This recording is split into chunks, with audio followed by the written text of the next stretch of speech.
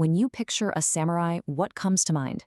I bet it's the armor, right? The menacing helmet, that stoic, unwavering gaze, and of course, the katana. You know the one. For centuries, that image has defined the warrior, a master of the blade, an instrument of war, a figure forged in steel.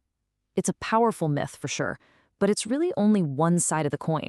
I know. It sounds like a total contradiction, doesn't it? The samurai are all about action, about martial skill. But what if their survival, their right to rule, and even the state of their very soul depended not just on how well they could fight, but on how well they could write? Well, that's exactly what we're going to dig into. So the key to understanding all of this is a philosophy called bunbu ryōdō. It literally means the twofold path of pen and sword. Now, this wasn't some kind of optional hobby for a rainy day. This was a core doctrine for the entire samurai class. The idea was simple but incredibly profound. A warrior who only knew the martial arts, bu, was seen as incomplete, a brute, really, unfit to lead. A true warrior had to be just as masterful with the literary arts, with bun, as he was with his blade. Okay, so how in the world did this dual ideal become so central to, let's be honest, one of the most fearsome warrior classes in history? The answer, and this might surprise you, really comes down to political survival. See, before the samurai came along, Japan was run by the kuge, the court aristocrats, and they ruled through cultural authority. They were masters of poetry and literature, and they looked down on the messy business of fighting. But when the samurai, the bushi, seized power through military force, they had a problem. They couldn't just rule with an iron fist. To be seen as legitimate rulers and not just, thugs with swords, they had to prove they had cultural sophistication too. So they did something radical. They took the path of the pen and the path of the sword and fused them into one. Let me give you an early and honestly kind of heartbreaking example. This is from Minamoto no Sanetomo, the third shogun. This guy was one of the most powerful men in Japan, but he was also a deeply sensitive and celebrated poet. This verse here, it's not about glory or battle. It's this incredibly sad reflection of his own powerlessness. He felt like a puppet ruler, trapped by forces he couldn't control. For him, poetry was the only way to express the tragic truth of his life. But poetry wasn't just for bearing your soul. Oh no. In the cutthroat world of feudal Japan, it became an absolutely crucial tool for politics, for diplomacy, and even for war. There was this popular form called renga, or linked verse. The best way to think about it is like a high-stakes collaborative poem. But this was no game. It was a formal, ritualized space for political negotiation. To be good at renga, you had to listen, really listen, to your rival's verse, understand their intent, and then respond with something that was both clever and harmonious. I mean, those are the exact same skills you need to navigate a fragile alliance or hammer out a peace treaty. It was a training ground for diplomacy, disguised as art. And sometimes, a poem could carry a much, much deadlier message. So, in 1582, a general named Akachi Mitsuhide composed this verse at a poetry party. This was just days before he was about to betray and attack his own lord, the great Oda Nobunaga. Now, on the surface, it's just a simple, elegant line about the season. Sounds nice, right? But what's really going on here is absolutely brilliant and chilling. The Japanese language is filled with homophones, words that sound the same but have different meanings.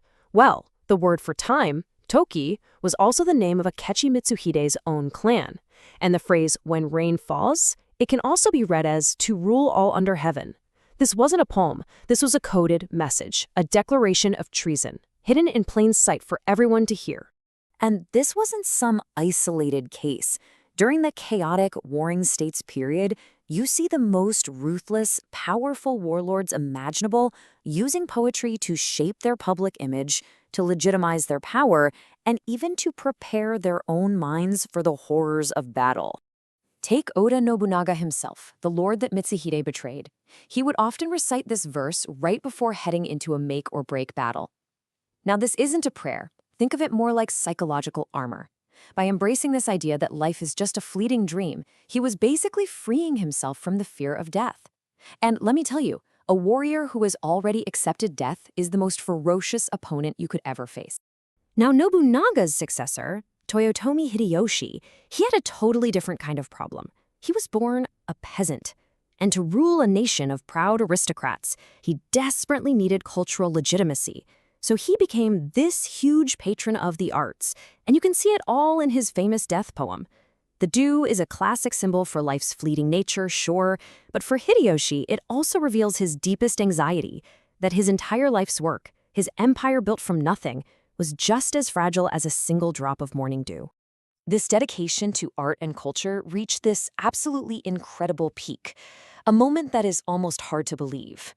A moment when an entire war was literally put on hold, all for the sake of poetry. Okay, so picture this. The year is 1600. Inside Tanabe Castle, you've got a lord named Hosokawa Yusai with just 500 men. Outside, there was an army of 15,000. The situation is completely, utterly hopeless, and Yusai is ready to go down fighting. But then, something absolutely wild happens. News of this siege gets to the emperor in Kyoto, and he is so horrified that he issues a direct imperial order, telling the attacking army to stop the siege and let Yusai walk away safely. So you have to ask yourself, what on earth could possibly be more valuable than a military victory? The answer wasn't some secret weapon or a treasure map. It was knowledge.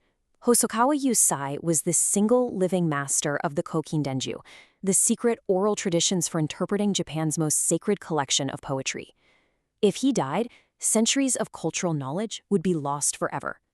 In that one moment, preserving art was deemed more important than winning a battle. Just think about that. This deep, deep connection between warrior culture and poetry is never clearer than at the very moment of death. Thanks to the influence of Zen Buddhism, the final test of a samurai's life was how he faced his own end. And this led to the tradition of the jisei, or death poem. Composing a final verse was the ultimate expression of bunbu ryōdō. It was the final exam. It proved that even as your body was failing, your mind was still clear, composed, and in complete control. A samurai who died screaming in fear died in disgrace. A samurai who died with a poem on his lips died with honor. And you can really see a warrior's whole life reflected in their final poem. We already talked about Hideyoshi's poem, right? It's filled with anxiety about his legacy being as fragile as dew. Now, compare that to the death poem of Date Masamune, the famous one-eyed dragon. His final verse speaks of the cloudless moon of my mind. That's a classic Zen metaphor for enlightenment and total serenity. He wasn't afraid. He was at peace. So what happened to this whole ideal when the wars finally stopped?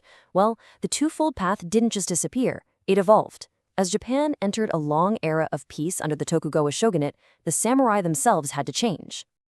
In this new, peaceful era, the samurai basically transformed from warriors into a class of bureaucrats and administrators.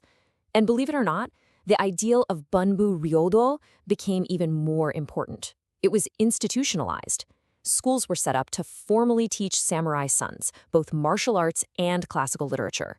Poetic skill wasn't just a sign of a good mind anymore. It was a formal requirement to get a government job. And maybe no one captured the soul of this new era better than Matsuo Basho. He was actually born a samurai, but he gave it all up to become a wandering poet. Standing on the ruins of an old battlefield, he composed this iconic haiku. In just a handful of words, he captures this profound sadness of a warrior society that's now at peace. That in the end, time is the ultimate victor, turning all those glorious dreams back into nothing more than summer grass. You know, the story of the warrior poet really forces us to look at our own definitions of strength, and it leaves us with a question that feels just as relevant today as it did hundreds of years ago in feudal Japan. When we value strength, do we risk forgetting that true, lasting power requires a balance, a mastery of both might and mind? Thank you so much for joining us on this exploration of the samurai's other weapon. If you enjoyed this explainer, please do us a huge favor and hit that like button and subscribe for more deep dives into the hidden sides of history. We'll see you next time.